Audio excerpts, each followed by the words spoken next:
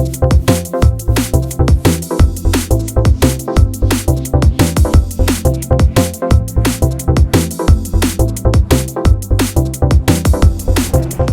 again, everyone, and welcome back to SFF180. Thomas here, your host as always. Thank you for joining me. Well, this has been an incredibly busy week getting these videos done before I leave for Worldcon. More on that later, but today I'm bringing you my list of anticipated fantasy for 2022, and I have to say it's the most insanely overstuffed list of books I've ever put together. If you thought my SF and horror lists were ambitious, today I'm bringing you 39 fantasy novels for next year. And as I always say, this list only scratches the surface. I mean, right down to the wire, I was having to cut some books that it pained me to exclude just to get this list down to where it is. Do I have any hope whatsoever of reading all of these? I don't know. I doubt it, but I always try. It's always good to aim high, even if you miss, I always say. The point is that SFF Publishing, despite the rocky state of our entire planet over the past couple of years, is not only hanging on, it's every bit as committed to bringing us as many new books as we can handle, and that's never a bad thing. I think we are in a period where the SFF and horror genres are experiencing a creative flowering like never before. I mean, I've been reading SFF for, well, let's just say I'm not exactly a spring chicken, and things haven't been this exciting for a long time. So I want to say thanks to all of you folks for sitting through all of these.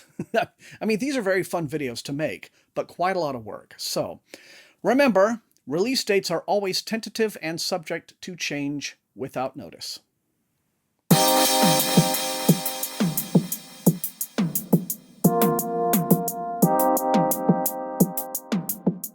We begin at the crack of the new year. On January 4th, Tor releases James Rollins' The Starless Crown, the launch of a trilogy called Moonfall, in which an alliance embarks on a dangerous journey to uncover the secrets of the distant past and save their world. Now, this is the book I'm taking on the plane with me this week, and so far, I'm liking how it's starting. Rollins is an established best-selling writer of kind of SFF-adjacent thrillers, so I'm eager to see what he does with full-on epic fantasy. On January 18th, Orbit brings us R.S. Ford's Engines of Empire, a sweeping tale of clashing guilds, magic-fueled machines, and revolution that looks to be combining epic fantasy with gearpunk. Also on January the 18th, in Kate Elliott's Servant Mage from Tor.com Publishing. A lowly fire mage finds herself entangled in an empire-spanning conspiracy on her way to discovering her true power. Kate Elliott is usually known for writing huge tomes, but this one is a scant 176 pages, which people seem to think is a novella these days. Either way, looking forward to it. On January 25th, Angry Robot releases Sarah J. Daly's Obsidian, about a witch and wanted criminal who runs afoul of a brotherhood of mages when she illegally agrees to raise a magical veil to protect her people. But raising a veil brings its own cost, and it might be too much to bear. On February 1st, Tor releases Andrea Hairston's Redwood and Wildfire, about an African-American woman and Seminole Irish man, a pair of hoodoo conjurers and performers who travel America in the early 20th century in the days of vaudeville and Nickelodeons, using their talents to create joy and harmony in a world stacked against them. In Scott Drakeford's epic fantasy debut Rise of the Mages, coming from Tor on February 8th, a young man training to be a weapons master is caught up in a violent insurrection that enslaves his brother, and must learn to master not only his weapons training, but his latent magical abilities. February 15th is a big day for fantasy. From Orbit Books and New York Times bestselling author Daniel Abraham, co-author of The Expanse, comes a monumental epic fantasy trilogy that unfolds within the walls of a single great city over the course of one tumultuous year, beginning when a petty thief searches for the murderer of her brother and finds some unexpected and dangerous truths. Also on the 15th, House of Earth and Blood meets The Witch's Heart in Rebecca Ross's brilliant first adult fantasy, A River Enchanted, set on the magical Isle of Cadence, where two childhood enemies must team up to discover why girls are going missing from their clan. And finally, on February 15th, the book I have been waiting for like no other, Marlon James's Moon Witch Spider King continues the stunning and boundary-breaking African set Dark Star trilogy. This volume recounts much of the events of Black Leopard Red Wolf, particularly the search for the missing child, through the eyes of the 177-year-old witch Sogolan. Part adventure tale, part chronicle of an indomitable woman who bows to no man, it's a novel that explores power, personality, and the places where they overlap. On another big release day, February 22nd, from Orbit Books, from a major new debut author in epic fantasy, comes the first book in a trilogy where action, intrigue, and magic collide. The Justice of Kings introduces an unforgettable protagonist destined to become a fantasy icon, Sir Conrad von Volt, an Emperor's Justice who is a detective, judge, and executioner all in one. But these are dangerous times to be a justice. This sounds like it's drawing some influence from Gene Wolfe's Book of the New Sun. Also on the 22nd, American Gods meets The Dark Tower in Max Gladstone's latest Last Exit, a dark contemporary fantasy of the open road, alternate realities, and self-discovery, in which a band of adventurers team up to fight a destructive black rot that is seeping into our world from an alternate reality. And finally, on the 22nd, a centuries-long peace is shattered in a matriarchal society when a decade passes without a single girl being born, in G.R. McAllister's sweeping epic fantasy, Scorpica, perfect for fans of Robin Hobb and Circe. On March 1st, Tor.com brings us a new historical fantasy from Sarah Tolmie, All the Horses of Iceland. Everyone knows of the horses of Iceland, wild and small and free, but few have heard their story. Sarah Tolmie's All the Horses of Iceland weaves their mystical origin into a saga for the modern age. Then on March 15th, a sharp-tongued, disgraced noble-turned-mercenary has to stop the world collapsing into chaos in Pennyblade from Titan Books, a gripping, savagely funny epic fantasy packed with unforgettable characters for fans of Joe Abercrombie. 3 more titles coming at you on March 22nd, beginning with Sarah Mueller's The Bone Orchard from Tor, a fascinating whodunit set in a lush Gothic world of secrets and magic, where a dying emperor charges his favorite concubine with solving his own murder and preventing the culprit, which is undoubtedly one of his 3 terrible sons, from taking control of an empire. That same day, Orbit releases YA author Tara Sims' first adult fantasy, City of Dusk, in which 4 heirs to divine power wrestle for control of a once thriving and vibrant metropolis from which the gods have withdrawn their favor. And finally, on the 22nd, this one looks to be a gloriously fun Jazz Age romp. Marion Deed's Comeuppance Served Cold is set in 1929 Seattle, a bitterly divided city overflowing with wealth, violence, and magic. It's a mosaic story featuring magicians, thieves, and speakeasies, all from Tor.com Publishing. Now for something I am very excited for, on April the 5th, Aspects is the long undiscovered and unpublished, and reportedly unfinished final novel by the late author of The Dragon Waiting, John M. Ford, a man Robert Jordan called, quote, the best writer in America bar none. Politics and abdicated kings, swords and sorcerous machine guns, divination and ancient empires, finally Aspects is here.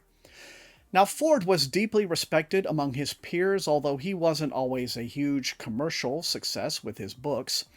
And after he died in 2006, all of his books just seemed to vanish, with conflicting accounts given as to why. But now, Tor has them, and they're embarking on a program to re-release all of his books to introduce Ford to a new generation. And that includes Aspects for the very first time. Also on April 5th, Del Rey releases In a Garden Burning Gold, the first adult fantasy novel with a ridiculously gorgeous cover, by Wilder Girls author Rory Power, in which twins imbued with incredible magic and near immortality will do anything to keep their families safe, even if it tears the siblings apart. On April 12th, Harper Voyager brings us God of Neverland by Gamma Ray Martinez. In this magical reimagining of J.M. Barrie's classic tale, Michael Darling, the youngest of the Darling siblings and former lost boy now all grown up, must return to the life he left behind to save Neverland from the brink of collapse and keep humanity safe from magical and mythological threats, as well as answer the ultimate question, where is Peter Pan? Also on April 12th, from Solaris Books, in C.S.E. Cooney's Saint Death's Daughter, a young necromancer and her cheerfully psychotic sister find their lives in turmoil when their parents are murdered, leaving extensive debts, and the only one they can rely on for protection is the goddess of death herself. Seems like a good deal for them. On April 19th, Saga releases Rebecca Roanhorse's Fevered Star, the long-awaited sequel to her Hugo-nominated Black Sun, and the second volume in her Between Earth and Sky trilogy, inspired by the civilizations of the pre-Columbian Americas and woven into a tale of celestial prophecies, political intrigue, and forbidden magic. And on the same day, Tor.com releases Nicola Griffith's Spear, a new retelling of the story of Percival and the Holy Grail, described as Camelot filtered through Ursula Le Guin. Griffith's previous novel, Hild, was a Nebula finalist, and she appears to be working in a very similar vein here. April 26th sees the release of Nettle Bone, a new fantasy by T. Kingfisher, who also has a horror novella coming out that I mentioned in yesterday's video. Now, this is the story of a young witch attempting to use her spellcraft to save her older sister, who's been fobbed off onto an abusive prince in an arranged marriage, and topple a throne into the bargain. Moving on to May. May the 10th sees the release of Siren Queen, the new novel by Nevo, in which a Chinese-American actress tries to make a name for herself in a pre-code Hollywood where deals are made in blood and ancient magic, powered by the endless sacrifice of unlucky starlets like her, and the worst monsters aren't the ones on screen. As a classic movie buff, I have a particular interest in this one. On May 17th, we get something very exciting. Now, this is a good year for fantasy already, but the arrival of a new historical fantasy by Guy Gavriel Kay makes it a great one. All the Seas of the World is a character-driven drama focusing on a pair of assassins pursuing targets whose deaths, if they are successful in their mission, will affect the destinies of empires and alter the balance of power in the world. On May 24th, Tor.com releases Second Spear, Kirsten Hull's sequel to The Border Keeper, and just coincidental in its relationship to the Nicola Griffith book, that's all. But I've mainly included here because it has a badass cover. Now this one follows the warrior Tyne as an old enemy returns, brandishing an unstoppable, realm-crushing weapon, and she is swept up in the path of destruction. On June 7th, Flatiron Books releases J.M. Miro's Ordinary Monsters, a gaslamp fantasy set in 1882 London, in which two children with mysterious powers are hunted by a figure of darkness, a man made of smoke. June 14th brings us A.G. Slatter's The Path of Thorns from Titan Books, a dark gothic fairy tale about a witch who takes a job as a governess, secretly planning revenge against the estate for some past crime. But as she grows fond of her young charges, she questions her path and whether it may be too late to stop. And on June 21st, it's time for a new series launch from Brian McClellan. This one from Tor Books, In the Shadow of Lightning, is the first volume of Glass Immortals, a brand new epic fantasy where magic is a finite resource and it's running out, and the black sheep son of a powerful family must return to solve his mother's murder and prevent a war that will bring an end to life as the world knows it. Ken Liu finally completes his massive Dandelion Dynasty saga with Speaking Bones. Now, it's been a long time coming for this series, which was originally, I believe, intended as a trilogy, but the third book got to be so massive it was split into two.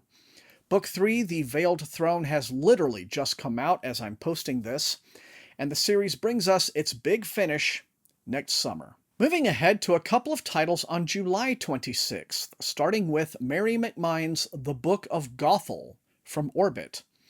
Now, everyone knows the story of Rapunzel in the tower, but do you know the story of the witch who put her there? Told from her own perspective, The Book of Gothel is a lush historical retelling filled with dark magic, crumbling towers, mysterious woods, and evil princes. This is the truth they never wanted you to know, as only a witch might tell it.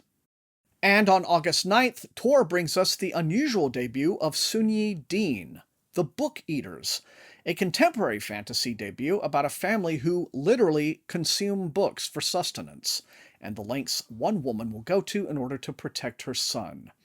Now, this one is being pushed towards fans of The Library at Mount Char and The 10,000 Doors of January. Also on the 9th, Tor.com brings us Kelly Robeson's first new book since God's Monsters and the Lucky Peach. High Times in the Low Parliament is pitched rather hilariously as, and I'm quoting here, a lesbian stoner buddy comedy with fairies all about Brexit, in which a young scribe whose job is transcribing the endless circular arguments of Parliament realizes she'll need to take desperate steps with the help of some fae friends to stop a bad vote from plunging the nation into even further chaos. On August 30th, Simon Jimenez, who made a splash with his debut SF novel, The Vanished Birds, returns with a literary fantasy, The Spear Cuts Through Water, in which two warriors shepherd an ancient god across a broken land to end the tyrannical reign of a royal family. Now we're getting into stuff a lot more esoteric. Check this out. On October 11th, Angry Robot publishes the English translation of a Russian Dacha Gothic novel, Darya Boblieva's Village at the End of Noon, in which the denizens of a small village outside Moscow find themselves inexplicably cut off from the outside world. Every highway leading out of town simply comes right back. People who try to flee through the forest either vanish or come back changed. Objects mutate, and perhaps only one young woman might grasp what's going on. This was reportedly a massive bestseller in Moscow, and it sounds kind of like Midnight Mass, but by way of Jeff Vandermeer's Annihilation instead of religion? Maybe? I don't know. In any case, I am highly, highly intrigued. Getting towards the end, just as I was going into production on this video, Tor announced the November 15th release of Brandon Sanderson's The Lost Metal, which wraps up his Wax and Wane series. Now, this one's been a long time coming, and I know fans are going to be eager for it. And last, but by no means least, I want to make note of two new titles coming out next year from Marshall Ryan Maresca in his ongoing Maradane series from Daw Books, neither of which have exact dates or covers just yet, but The Assassins of Consequence continues his Thorn of Maradane series, and The Quarry Gate Gambit extends his Streets of Maradane storyline in a book described as Suicide Squad meets Escape from Alcatraz and Ocean's 8. Both books push the series into what Marshall refers to as Phase 2. And just like it sounds, you're kind of meant to follow the Maradane novels the way you might watch Marvel movies. There are several overlapping trilogies that share characters, but mostly serve to paint a bigger picture. It's a wonderful work of escapism in its best moments, and I don't think it's getting nearly the attention from readers it deserves. And there, at long last, we come to the end. Now, these videos were some real work, everyone. Maybe a lot more ambitious than they needed to be, but hey, I had a good time. I enjoyed it. I hope you have too. Let me know which fantasy titles you are most excited for in 2022. Otherwise, if you enjoyed watching, please hit that like button, share the video far and wide with all of your SFF reading friends, and above all, please subscribe if you have not done so. That is how the channel grows. You can also support the channel at my TeePublic store and at my Patreon, where recruits into Wink's Army get little perks, like sometimes getting early access on my videos, if I finish them early enough. Sometimes I don't, but I really do appreciate the added support from my Patreons because I use the Patreon money to pay Matt Olson, my extremely gifted channel artist who does all of my wonderful thumbnails and things for me. So Once again, thanks for that. I want to thank all the rest of you guys for being the very best viewers in all of BookTube. And until I see all of you next time, stay safe, stay healthy, and happy reading.